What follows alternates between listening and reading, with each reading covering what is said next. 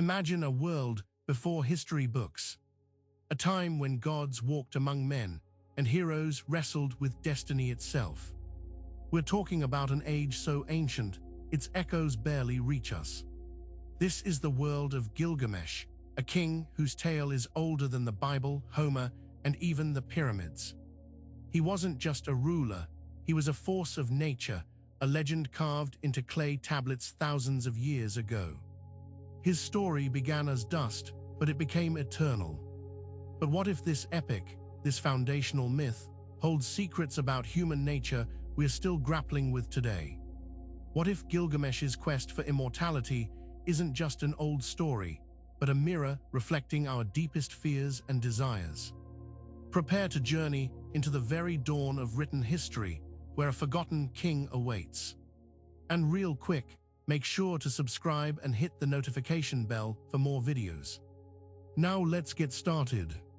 Before empires rose and fell, before any prophet uttered a single word we still hold sacred, there was a king named Gilgamesh. His story bursts forth from the Fertile Crescent, from the land between two rivers, Mesopotamia. This wasn't just any king. The ancient texts describe him as 2/3 God and 1/3 man, a being of astonishing power and unparalleled hubris.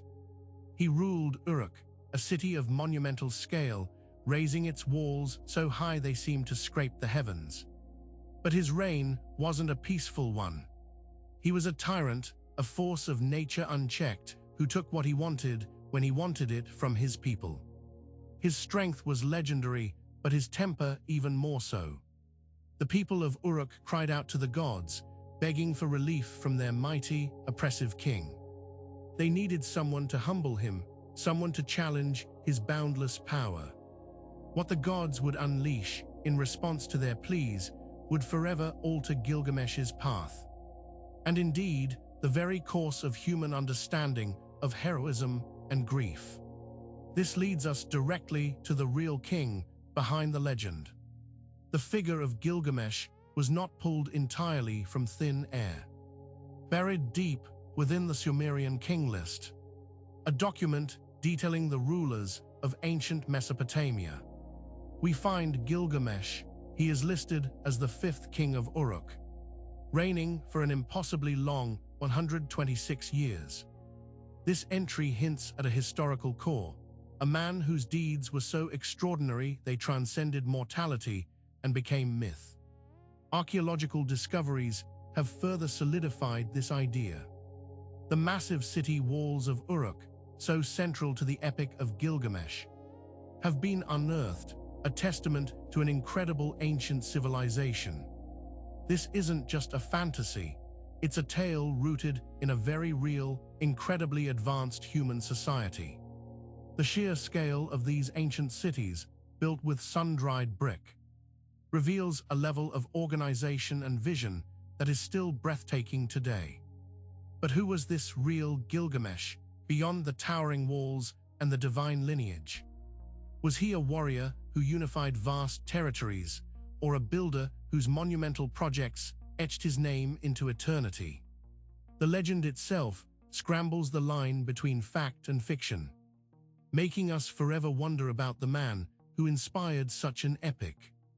Understanding his true impact on the world, however, requires us to first meet the wild man, Enkidu, who changes everything. The gods, hearing the pleas of Uruk citizens, decided to create a counterforce to Gilgamesh. They molded Enkidu from clay and spat on him, bringing to life a primal man, a wild beast among beasts. He lived in the wilderness, running naked with gazelles, drinking from the same rivers as the wild asses, and tearing down hunters' traps. He was a force of pure, untamed nature, utterly without human understanding. He was the raw, unrefined potential of humanity, starkly contrasted with the sophisticated, yet tyrannical, king of Uruk. The contrast between these two figures, one a creature of the wild and the other a product of civilization, was stark. Their destinies were intertwined, set to collide in a spectacular and world-altering way. Their eventual meeting wasn't just a clash of titans. It was a collision of fundamental aspects of human existence, setting the stage for Gilgamesh's profound transformation. This confrontation and subsequent friendship would propel Gilgamesh from a selfish ruler to a profound seeker of wisdom. But before that wisdom could be attained, before he could mourn, Gilgamesh would first have to experience the unparalleled pain of loss when kings go mad with grief. The bond between Gilgamesh and Enkidu was legendary, a friendship forged in battle and deepened through shared adventure.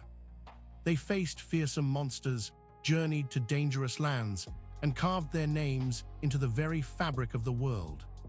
But even the gods could not allow such an earthly bond to flourish indefinitely. The scales of fate, so often indifferent to human joy, tilted against them. Enkidu, despite his formidable strength, was mortal. A divine curse brought upon him a slow, agonizing illness, a punishment for defying the gods. Gilgamesh watched, helpless, as his beloved friend weakened, wasted away, and finally drew his last breath. The king, who had faced down giants and stared fearlessly into the eyes of death on the battlefield, was utterly undone by this loss. He held his friend's body for days, refusing to believe he was truly gone, railing against the injustice of it all. His grief was a monstrous, all-consuming fire. Hair disheveled, clothes torn, Gilgamesh roamed the wilderness, a shadow of his former self, consumed by sorrow and, more profoundly, by a terrifying new fear. If Enkidu, so strong and fearless, could die, then what about Gilgamesh himself?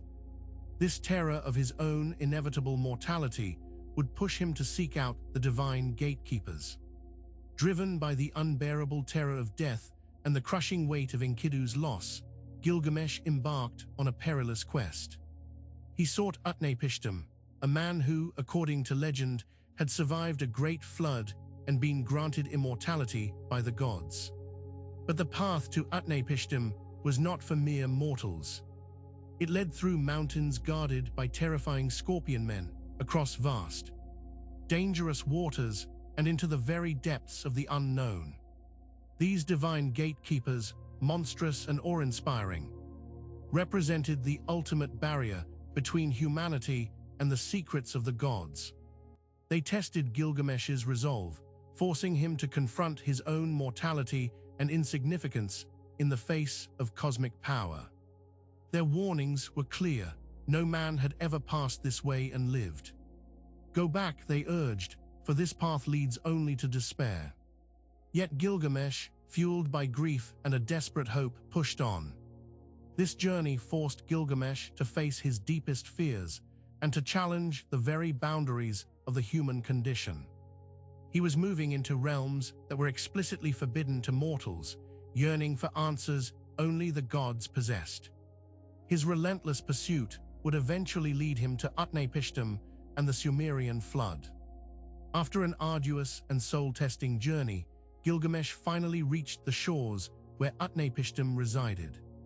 Utnapishtim, a serene and ancient figure, listened patiently to Gilgamesh's desperate plea for immortality.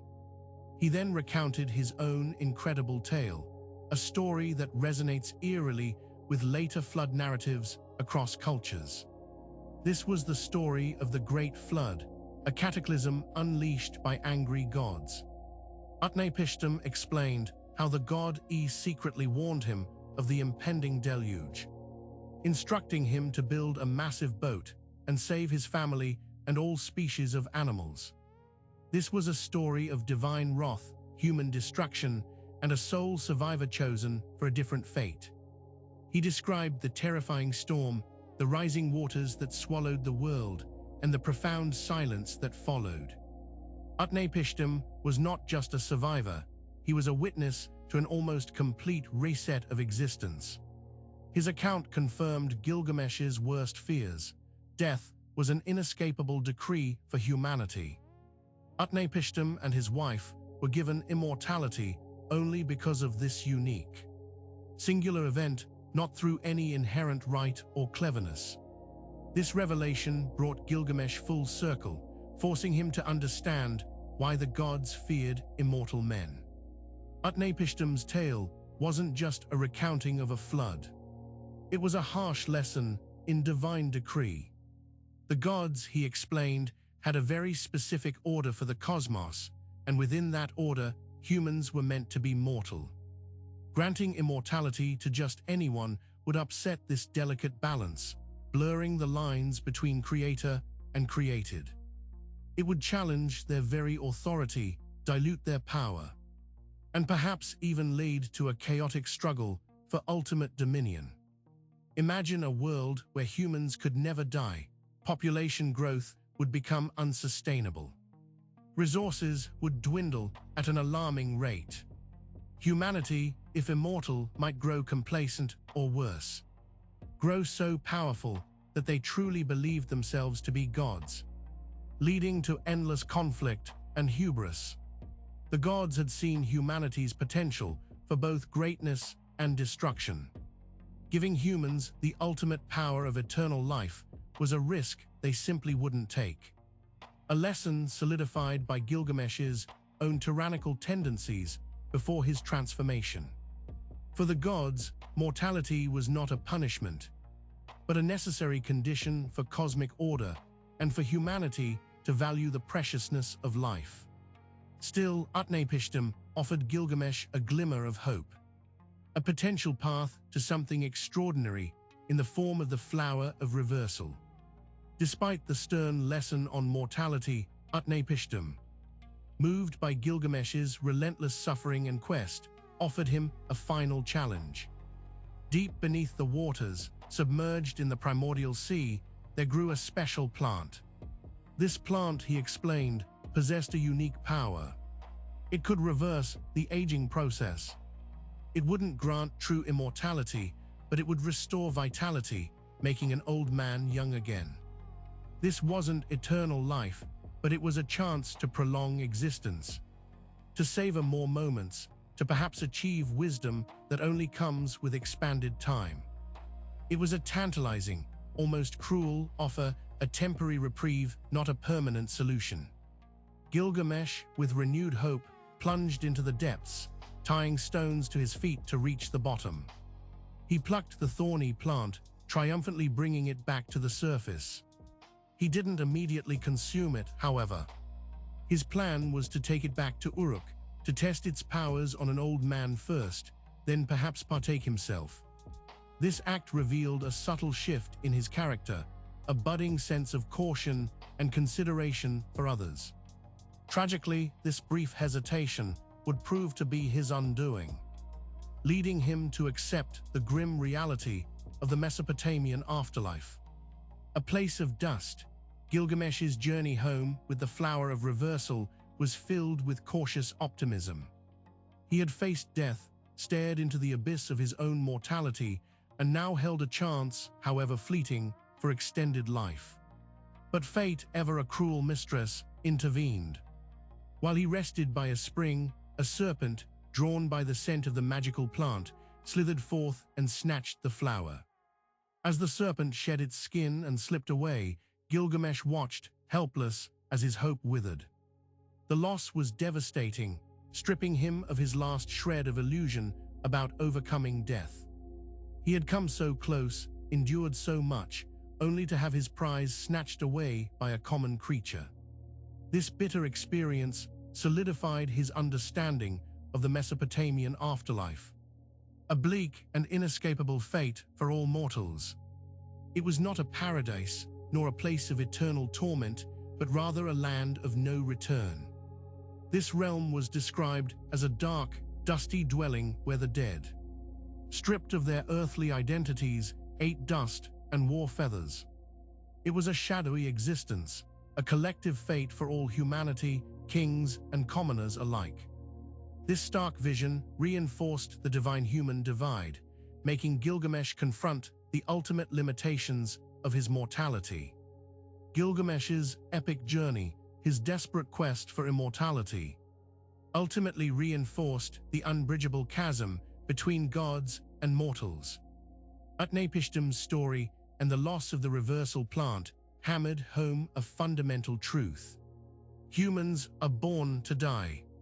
The unique privilege of eternal life belonged exclusively to the deities, a distinguishing mark of their supreme power and their entirely different nature. Humans could strive for greatness, build magnificent cities, and achieve astounding feats of strength and wisdom. But they could never transcend their mortal coils. This distinction was not just about lifespan, it was about inherent being. Gods were beings of creation, cosmic forces. Humans were creatures of earth and dust, destined to return to it.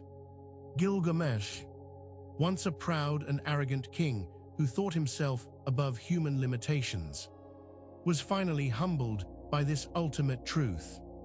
He had to accept his place within the cosmic order, no matter how painful that acceptance was. This profound realization forced Gilgamesh to reevaluate what truly mattered in his finite existence. His story, with its themes of divine boundaries and human limits, couldn't help but draw comparisons, leading us into the fascinating realm of comparative myth, specifically between Gilgamesh and the Bible. The parallels between the Epic of Gilgamesh and later biblical narratives are striking and have fascinated scholars for centuries. The most obvious, of course, is the flood story recounted by Utnapishtim, which bears a remarkable resemblance to the Genesis account of Noah's Ark. Both involve divine wrath, a chosen survivor, a massive ark, and even the sending out of birds to find dry land. These similarities suggest a shared ancient heritage, a common pool of oral traditions that informed both cultures. But the connections don't stop there. The Garden of Eden narrative, with its serpent and a forbidden fruit that brings knowledge and mortality, echoes themes present in Gilgamesh's encounter with Enkidu. Enkidu's transition from a primal, unwitting state in nature to a more civilized, self-aware being mirrors aspects of humanity's fall from innocence. Both stories grapple with the pain of losing a paradise and gaining a deeper, often sorrowful, understanding of the world. These ancient texts, arising from different societies but sharing profound narrative elements, speak to universal human experiences and questions. Who are we? Where did we come from? Why do we suffer? And what truly defines our place in the cosmos? Gilgamesh's answers to these questions ultimately led him to the bitter wisdom of acceptance. After his failed quest and the devastating loss of the flower, Gilgamesh returned to Uruk. He was no longer the arrogant, tyrannical king who had first set out. The journey, the grief, the terrifying encounters, and the ultimate realization of his own mortality had profoundly changed him. He had sought eternal life and found instead eternal wisdom. He understood that true immortality was not in endless days, but in the legacy he left behind, in his deeds, in his city, and perhaps in his story. He embraced his human fate, understanding that death was an inherent part of the human condition, not a flaw to be overcome. This acceptance was a bitter pill to swallow, tinged with the pain of loss, but within it lay a profound peace. He began to rule Uruk with a new sense of purpose, focusing on his responsibilities to his people, building up his magnificent city, and seeking ways to leave a lasting mark that transcended his individual lifespan. He understood that within the finite span of a human life, there was immense value to be found. Gilgamesh's transformed perspective allowed him to see beauty and meaning in his existence, despite its inevitable end. This monumental shift in understanding relied heavily on the archaic soul concepts of Mesopotamia. To fully grasp Gilgamesh's journey and his ultimate acceptance of mortality, we must delve into the Mesopotamian understanding of the soul. They didn't have a single, unified concept like many modern religions. Instead, they believed a human being, was composed of several distinct elements. The Zakik was often seen as a spirit or breath connected to life force which departed upon death. More profoundly, they believed in the Etemu, the ghost or shade of the deceased, which descended to the land of no return. This Etemu was a shadowy, pale echo of the living person, forever dwelling in the dusty underworld, subsisting on offerings from the living. This vision of the afterlife was not one of reward or punishment, but simply an inescapable, monotonous existence. For the Mesopotamians, true flourishing, true joy, and true life were experienced on earth, under the sun. Once you passed into the land of no return, your influence, your vibrancy, and your agency significantly diminished. This belief system underscores Gilgamesh's desperate quest. He wasn't just afraid of dying, he was afraid of becoming an Etemu, a powerless shade. His transformation lay in accepting this fate, yet still finding a way to make his earthly life meaningful. This complex understanding of existence and the afterlife formed the profound core of the story that was almost lost. For thousands of years, the Epic of Gilgamesh, inscribed on clay tablets in cuneiform script, lay buried beneath the sands of Mesopotamia. Its wisdom, its poetry, and its profound insights into the human condition were forgotten, submerged under the dust of empires long past. The very city of Uruk, with its monumental walls, faded into legend. It was a story almost lost to the ravages of time and the shifting sands of history. Then, in the mid-19th century, archaeologists began to unearth the ancient libraries of Assyria and Babylonia. Among the countless tablets, fragments of a grand narrative began to emerge. George Smith, a self-taught Assyriologist working at the British Museum, was the first to painstakingly piece together the fragments, recognizing the stunning parallels to the biblical flood story. His discovery, made in 1872, sent shockwaves through the academic and religious worlds. The recovery of Gilgamesh wasn't just the unearthing of an ancient text. It was the rediscovery of a foundational narrative, a primal voice speaking across millennia. It forced humanity to confront a story perhaps older than its most sacred texts. This miraculous recovery explains why Gilgamesh still haunts the human heart. Gilgamesh's journey from tyrannical king to wise ruler, from seeker of immortality to acceptor of mortality, resonates deeply within us even today. He grapples with universal questions that transcend time and culture. The fear of death, the search for meaning, the pain of loss, and the nature of true friendship. He teaches us that even the most powerful among us are ultimately bound by the same human limitations. His story reminds us that true legacy isn't built on eternal life, but on the impact we have in the finite time we are given. It's about the relationships we forge, the wisdom we gain, and the contributions we make to our communities. He shows us that the pursuit of immortality might be futile, but the pursuit of a meaningful, well-lived life is everything. When we read Gilgamesh, we see ourselves mirrored in his struggles and his eventual peace. The epic is more than just an ancient tale. It is a timeless meditation on what it means to be human, to live, to love, and to accept our inevitable end with grace. It continues to whisper its profound truths across the millennia, forever reminding us of our shared human experience. Make sure to subscribe for more religious videos and hit that notification bell so you never miss a new video. We'll see you in the next one.